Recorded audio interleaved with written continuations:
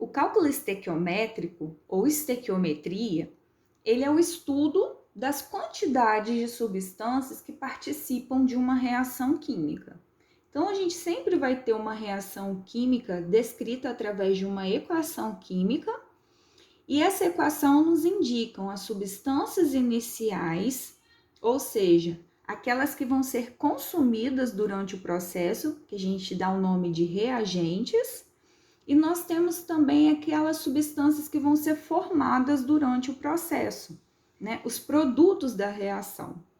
E o cálculo estequiométrico, ele nos permite prever uma quantidade de substância que eu preciso utilizar para fazer aquela reação química, tanto, por exemplo, também a quantidade de uma substância que vai ser produzida.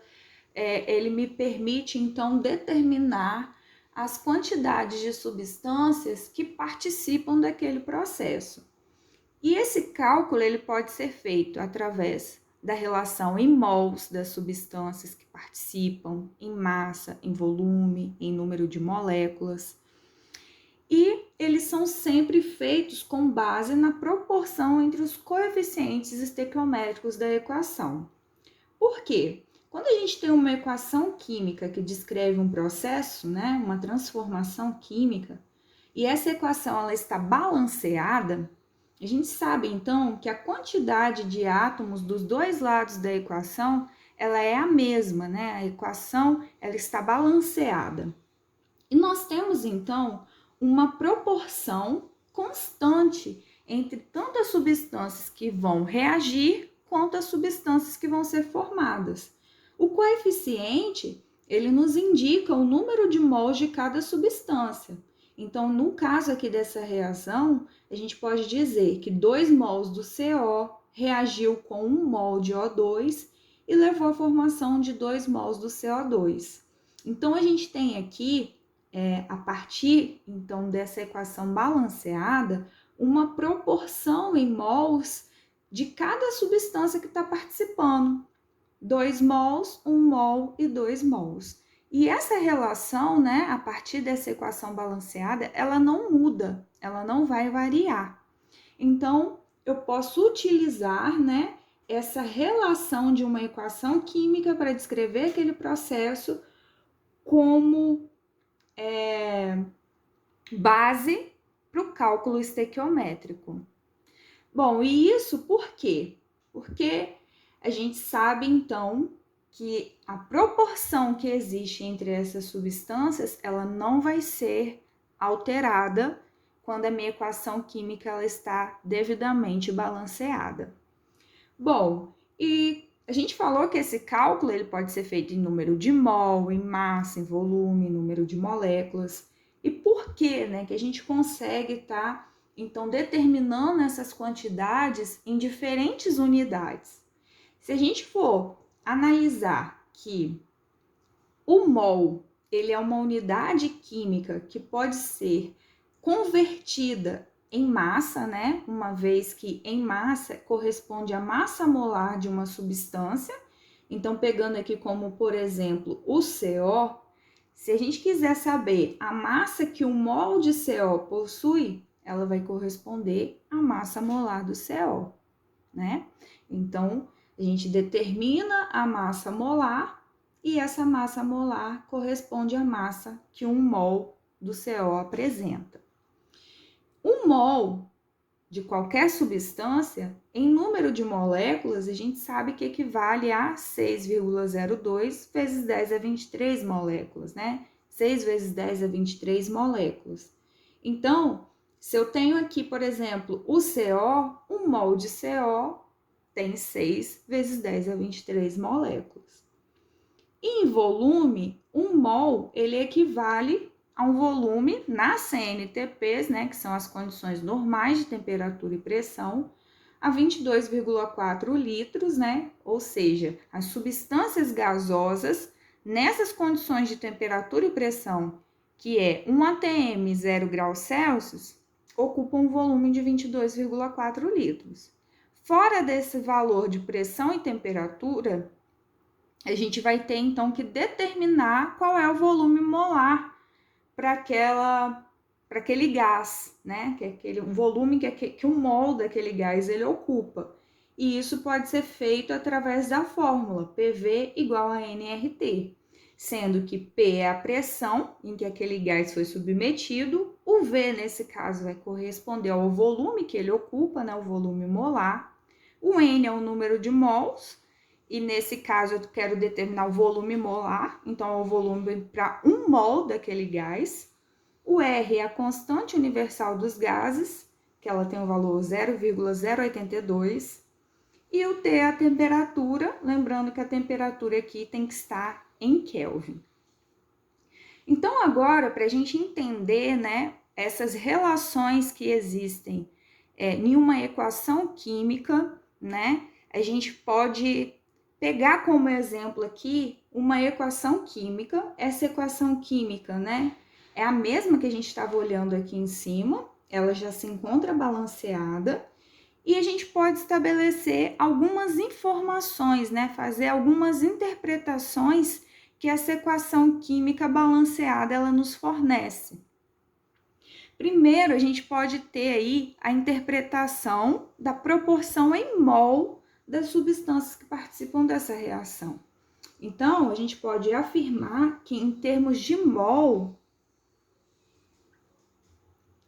2 mols do CO reagem com 1 mol do O2 e leva à formação de 2 mol do CO2, certo?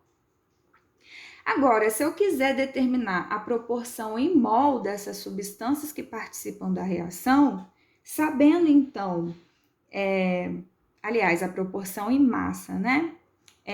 Dessas substâncias que participam da equação química, a gente precisa, então, da massa molar. Então, a massa molar do CO é 28 grama-mol. Pegando lá, a massa do carbono é 12 e a massa do oxigênio é 16. Então, somando, a gente tem aí 28 grama-mol. Então, 28 gramas é a massa que 1 mol do CO ele possui. Mas a gente tem aí uma relação de 2 mols, né, na equação química. Então, 2 vezes 28 grama-mol. Foi a massa, então, que foi utilizada nesse processo, nessa transformação química. Em termos de O2, a gente tem apenas 1 mol de O2. E a massa molar do O2, 32 grama-mol. Em relação ao CO, a quantidade de CO2 que foi produzida é de 2 vezes 44 grama-mol. Então, 1 mol do CO2 tem massa de 44 gramas.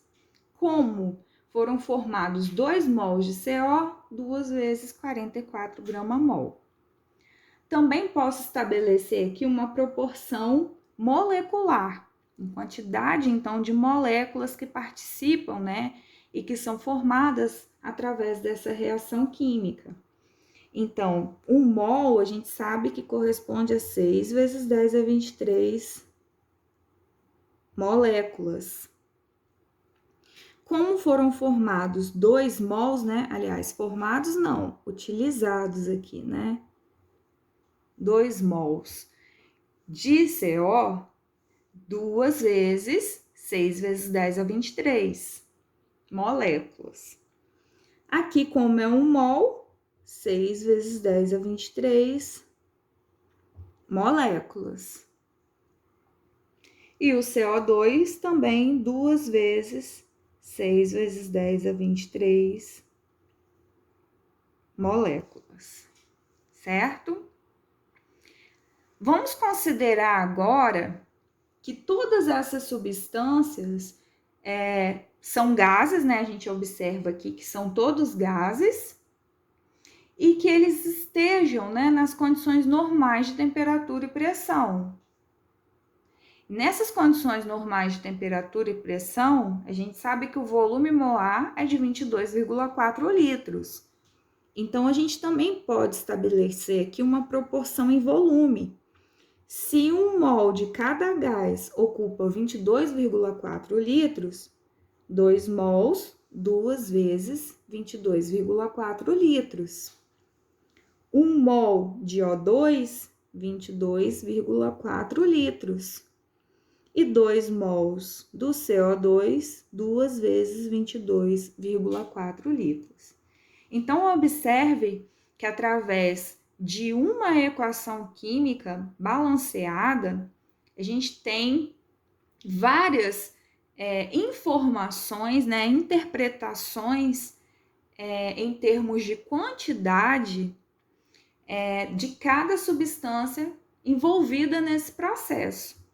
Então, eu posso dizer, por exemplo, que eu utilizei 2 mols de CO2 nesse processo e foram formados 44,8 litros de CO2. Eu posso dizer, por exemplo, que 32 gramas de oxigênio reagiu com 1,2 vezes 10 a 24 moléculas de CO.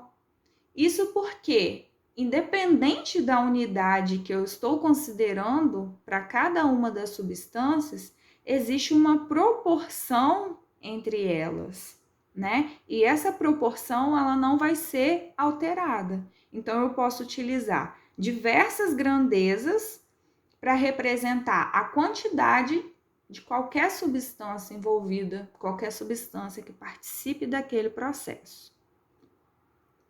E com base, então, nessas interpretações, nas diferentes unidades, né, que nós podemos estabelecer a partir da equação química balanceada, nós podemos, então, prever, por exemplo, a quantidade de substância que vai ser necessária para formar 4 mol, por exemplo, de CO2. Isso porque a gente sabe que para formar 2 mols do CO2, a gente precisa de uma quantidade de 1 mol de O2 e 2 mols de CO2. Se eu quiser, por exemplo, saber o quanto que eu vou precisar de O2 para formar 4 mols aqui do meu produto, eu vou precisar, então, do dobro também de O2. Então, a gente consegue determinar, né, a quantidade de substância a partir dessa relação que a estequiometria da reação, né, os coeficientes da equação química, ela nos informa, né? Então, o cálculo estequiométrico, propriamente dito, é justamente a gente utilizar as informações que uma equação química balanceada ela nos fornece para estar determinando, então, a quantidade, seja essa quantidade em mol, seja essa quantidade em massa, em volume, em número de moléculas de uma determinada substância naquela reação química. Então, essas relações, né, que a gente vai trabalhar aí dentro do cálculo estequiométrico podem ocorrer em número de mol com número de mol, porque sempre vão ser duas substâncias, né, que estarão relacionadas. Então, pode ser mol com mol, mol com massa, massa, massa, massa, volume. Então, a gente pode estabelecer diversas relações. E dependente, né, da relação que o exercício, que a gente precisar fazer para resolver o exercício, algumas etapas elas sempre vão ser necessárias. Por exemplo, a gente sempre vai precisar escrever a equação química que descreve, né, aquela reação. Isso porque, para a gente ter essas informações, né, da quantidade em mols das substâncias, por conta disso, nós precisamos também ter essa equação química balanceada. Então, e muitas vezes, o próprio exercício já vai fornecer a equação balanceada, mas a gente sempre precisa conferir se ela está balanceada e, caso não esteja, está realizando o balanceamento. Também nós vamos precisar estabelecer uma regra de 3 para estar resolvendo, né, o cálculo estequiométrico, sempre obedecendo os coeficientes da equação, porque é ele que vai determinar a proporção em mols dessas substâncias, né, que estão envolvidas. E, se necessário, a gente também vai precisar fazer a conversão, né, a transformação de mol para outra grandeza, porque, como a gente viu, a equação balanceada, ela nos indica a quantidade em mols, mas às vezes o exercício vai me dar a relação em massa, né? Eu preciso determinar a massa ou o volume, e aí, nesse caso, a gente precisa fazer a conversão, como a gente viu acima, né? A conversão de unidades. Então, vamos ver exemplos, né, de cálculos estequiométricos, e nesses cálculos, né, vão estar relacionando aí algumas grandezas. Então, nesse primeiro exemplo, a gente vai relacionar mol com mol. O exemplo diz o seguinte: calcule o número de mols de H3PO4. Então, essa é a substância que a gente precisa calcular o número de mols necessários para reagir totalmente com 9 mols do CaOH2. Então, ele me indica a quantidade em mols da outra substância que eu vou estar adicionando nesse processo, e aí o quanto, então, de uma outra substância eu vou estar precisando para reagir, né? Para ter uma proporção estequiométrica correta. Então, o primeiro passo, a gente tem a equação química. Essa equação química que descreve o processo já se encontra balanceada. E agora a gente precisa estabelecer a regra de 3, considerando as substâncias que o exercício ele nos indica, que é o H3PO4 e o CaOH2. Olhando para a reação balanceada, né, para a equação balanceada, nós temos uma relação de 2 mol para 3 mol dessa substância. O exercício ele pede para a gente determinar o número de mols do H3PO4. Então, a gente tem a relação aqui em mol e o exercício pede em mol. Então, eu não preciso fazer conversão. É o que eu quero determinar, é o meu X. Necessários para reagir totalmente com 9 mols do CaOH2.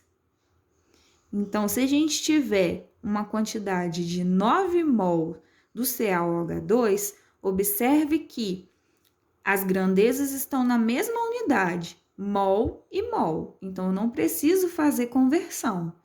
Basta apenas, então, estar fazendo aí a regra de 3. Então, se para 2 mols do H3PO4 eu vou precisar de 3 mols de CaOH2, se eu colocar para reagir 9 mol do CaOH2, quanto eu vou precisar do H3PO4? Então, eu posso determinar isso através do cálculo estequiométrico. Então, x vezes 3, 3x, 2 vezes 9, 18. O x vai ser igual a 18 dividido por 3, então 6 mol de H3PO4. Então, eu vou precisar de uma quantidade de 6 mols de H3PO4 para estar reagindo com 9 mols do CaOH2 e essa reação química fornecer para a gente, então, os nossos produtos Ca3PO4 mais água. Agora, um exemplo em que nós estaremos relacionando mol com massa. Então, quantos gramas de H2, então a gente tem aqui o H2, são liberados na reação completa de 2 mols de cálcio metálico com ácido clorídrico. Então, ele me deu a quantidade em mols do cálcio metálico. Então, as duas substâncias que estão relacionadas a partir do cálculo estequiométrico é o cálcio metálico e o H2, gás hidrogênio. Observe aqui que a gente tem uma proporção de 1 mol para 1 mol. É essa proporção que a equação química balanceada nos fornece. Agora a gente vai estar analisando o que o exercício ele nos pede. Então, ó, quantos gramas de H2? Então, se eu estou pedindo aqui em gramas o H2, como que eu vou estar convertendo aqui o mol para grama para estar relacionando e fazendo esse cálculo? Eu preciso da massa molar. E ele me deu aqui, ó, a massa molar do H2, 2 gramas mol. Então, 1 mol do H2 equivale a 2 gramas do H2. São liberados na reação completa de 2 mols de cálcio metálico. Então, o cálcio metálico, ele me deu uma relação em mol, 2 mols. Então, nesse caso, a unidade é a mesma, eu não preciso converter. 1 mol do cálcio metálico, ele produz 2 gramas de H2. Se a gente quiser reagir 2 mols do cálcio metálico, quanto de H2 a gente vai estar formando? Então, dessa forma, estabelecendo a regra de 3, 2 mols do Ca vão produzir, né, desde que as outras substâncias também sigam a proporção estequiométrica, x gramas de H2. Então, 1 vezes x, 2 vezes 2, 4 gramas de H2 vão ser formadas nesse processo. Outra relação que a gente pode estabelecer num cálculo estequiométrico é a relação massa-massa. Então, nesses casos, né, tanto a quantidade que o exercício fornece da substância está em massa, né, em gramas, geralmente, ou quilos, né? A gente sempre procura trabalhar com a unidade gramas, por conta da massa molar. Ela sempre já está na unidade grama, mol. E também a quantidade, né, da substância a ser determinada, o exercício também vai estar pedindo em massa. Então, nesse caso, o exemplo ele diz o seguinte: o mármore, CaCO3, reage com ácido sulfúrico formando o gesso, CaSO4, de acordo com a equação balanceada. Então, nós já temos a equação química que descreve o processo e essa equação já está balanceada. E aí o exercício pede a massa de gesso, o CaSO4, formada pela reação de 25 gramas do mármore, que é o CaCO3, com ácido sulfúrico suficiente. Então, as duas substâncias que estão relacionadas nesse cálculo, o CaCO3 e o CaSO4. Pela equação química, a gente observa que há uma proporção de 1 mol de CaCO3 que vai reagir, levando à formação de 1 mol de CaSO4. Uma vez, então, que a gente precisa determinar a massa de CaSO4 e o exercício nos fornece a massa de mármore utilizada, a gente vai precisar converter para massa, então, essas substâncias, né? Então, a gente já tem aqui essa informação de que a massa do CaCO3, a massa molar, no caso, corresponde a 100 gramas.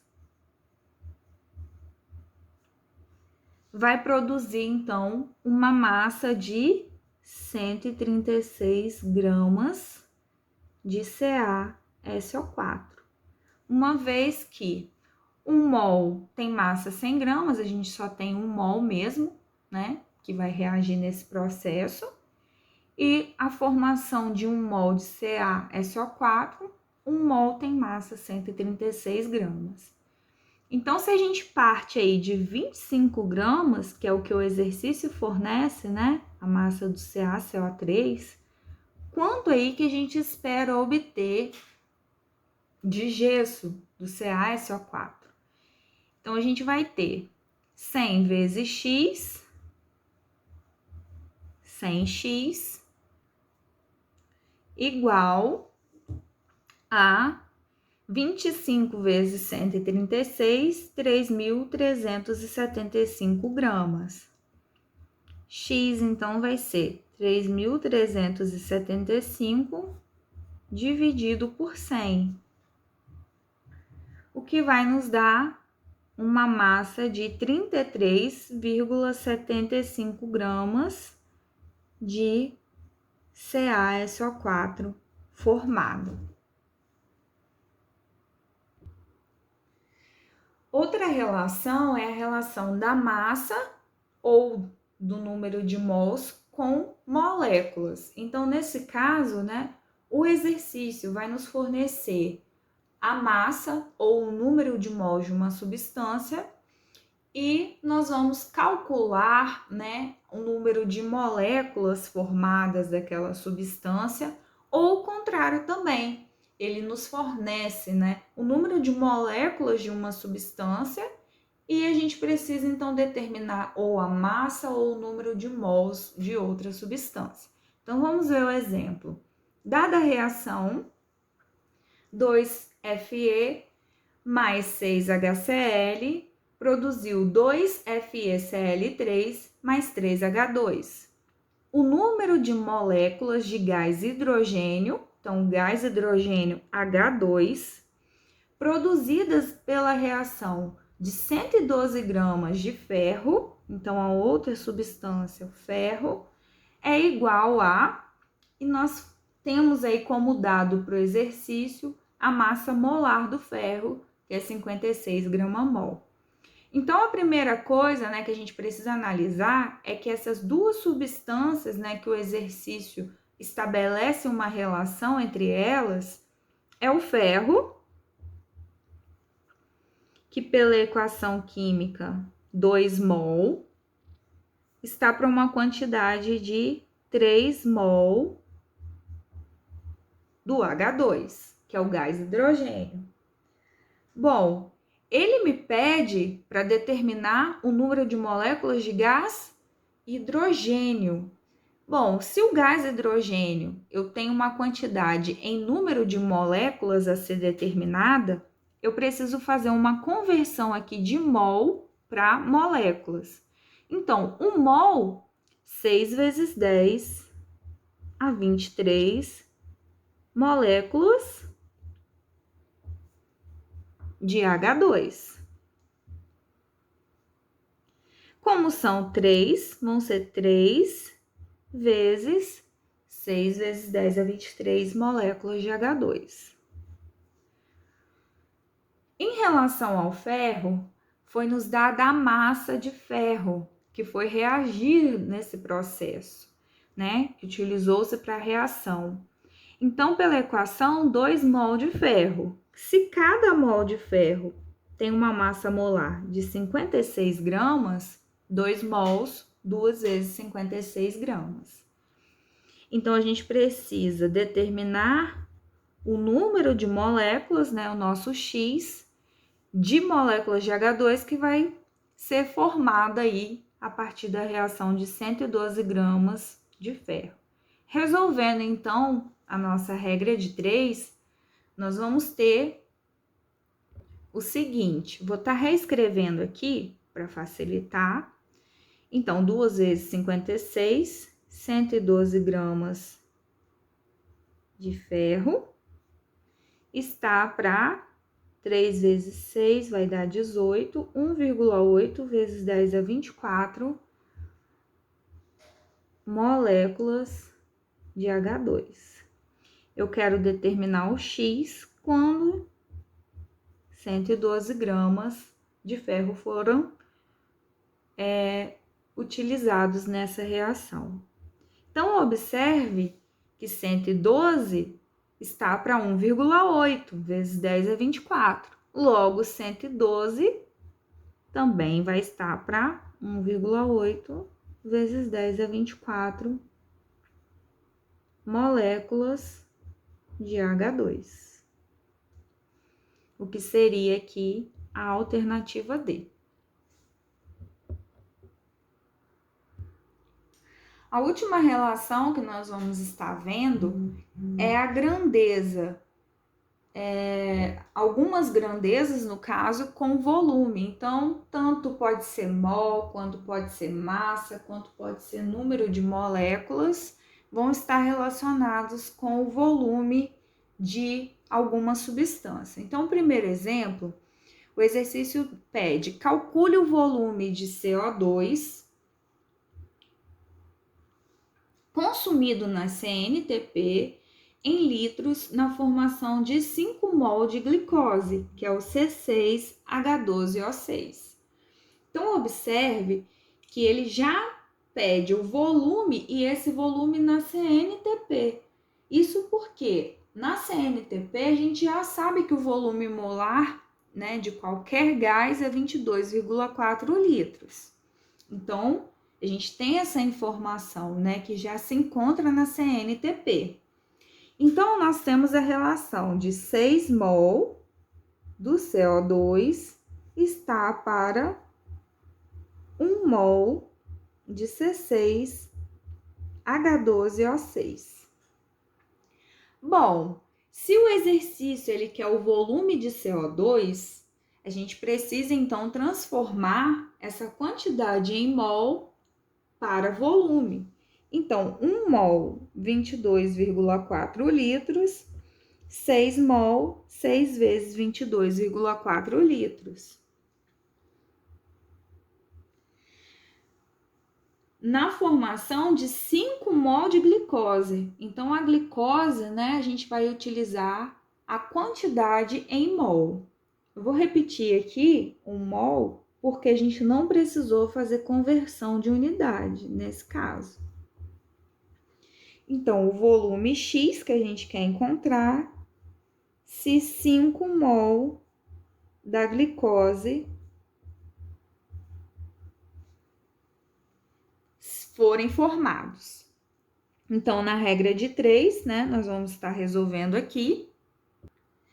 6 vezes 22,4 litros corresponde a 134,4 litros. Vezes 5, nós teremos, então, X igual a 672 litros de CO2, que vão ser, então, necessários para haver a formação de 5 mol de glicose. Um segundo exemplo,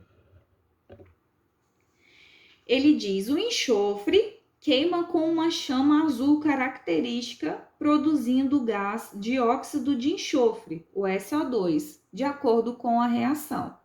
Então, a reação química, e ele pede: se queimarmos 64 gramas de enxofre, então nos deu a massa de enxofre, o volume do dióxido de enxofre, SO2, produzido na CNTP é igual a, e foi nos dado então a massa molar do enxofre, 32 gramas mol, e o volume molar na CNTP, 22,4 litros. Então, a gente tem uma relação de 1 mol de enxofre leva à formação de 1 mol do SO2. Isso pela equação balanceada, certo? Se queimarmos 64 gramas de enxofre, então a gente tem uma massa de enxofre. Precisamos, então, converter também em massa. 1 mol, 32 gramas de enxofre.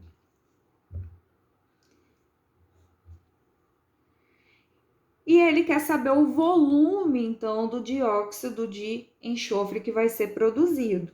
E aí, esse volume, se é 1 mol, 22,4 litros. Se a gente tiver uma reação com 64 gramas de enxofre, o volume a ser produzido é X. Então, X vezes 32, 32x. 64 vezes 22,4, 1.433,6. X vai ser 1.433,6 dividido por 32, o que vai dar um volume igual a 44,8 litros de dióxido de enxofre, SO2.